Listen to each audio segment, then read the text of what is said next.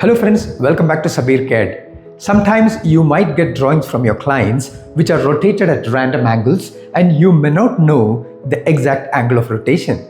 In such a scenario, you construct a line and find out the inclination of that line and rotate the entire drawing through that angle. This entire procedure might seem to be a bit time consuming, and this procedure can be totally eliminated using a simple command. So let's see the procedure. I'll draw a line from this endpoint to this endpoint. Now I'll give list command and select the line.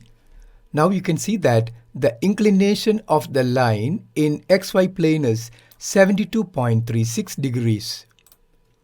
Next I'll give rotate command and select the entire drawing. I'll choose this point as the base point.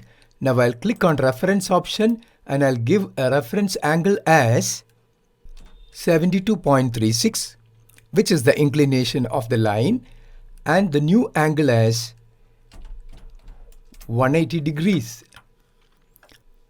Now you have corrected the orientation of the drawing. This entire procedure can be eliminated by giving the UCS command. Then select the origin point, x-axis direction as well as the y-axis direction. Now give plan command and give an enter. So this is the effective method to adjust the orientation of a rotated drawing.